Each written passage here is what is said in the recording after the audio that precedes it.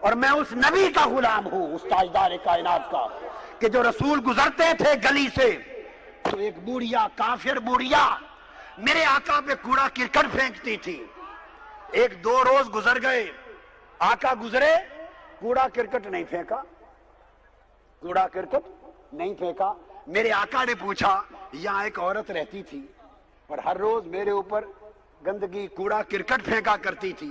2 روز نے کسی نے 2 روز گزرے نہیں پھینکا، پتا تو کرو اسے کیا ہوا۔ ارے میں تو اس آقا کا غلام ہوں،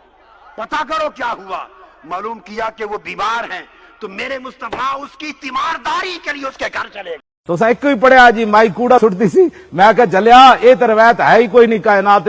جس جڑے صحابہ ہاتھ حضور وال نہیں سن کرن دیندے، وہ تماشا ویکھدے رہندے سن کہ جناب مائی کوڑا سٹن کدوں آویں؟ کون سی اسلام کی باتیں کرتے ہو؟ کیوں جی؟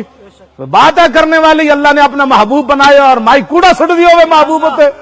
ایتھے آپ پتر برداشت کرنا کسی دی ماں تے کوئی کوڑا سٹن آوے پیو تے اے کیوں جی روایتاں تساں گھڑیاں کوئی حدیث کوئی نہیں۔ ہاں کہ اے ادھروں گھڑی ہوئی آئی انگریزاں یہ جو کڈیا اپنے نبی دے بارے بے وفا ہو جان، جڑے صحابہ میدان حدیبیہ وچ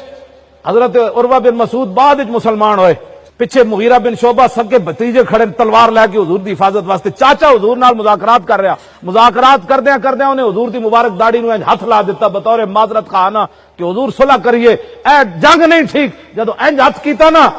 بھتیجے نے چاچے تے ہاتھ ہوتے تلوار دا دستہ ماریا، فرمایا آخر یدک عن لحیۃ رسول اللہ واللہ تصل الیک، فرمایا چاچے اگرچہ تو خوشامد کر رہا ہے لیکن ہماری نظر میں یہ بے ادبی ہے، دوبارہ حضور کی مبارک داڑھی کی طرف ایسے ہاتھ کیا تو میں کاٹ کے رکھ دوں گا، پیچھے کر رہا تھا۔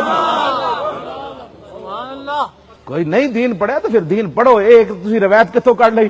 جڑے اج ہاتھ نہیں سن کرن دیندے تے او عورت دا انتظار کردے سن بھئی کدوں کوڑا حضور تے سٹنا، جنہاں دے جسم مبارک تے مکھی نہیں سی بیٹھتی او مائی کوڑا آ کے انہاں جسم مبارک تے سٹنا سی۔ تو خدا دا خوف کرو، کیوں جی روایتاں تسی جڑا بیان کردے اور کس طرح جناب فلاں ہے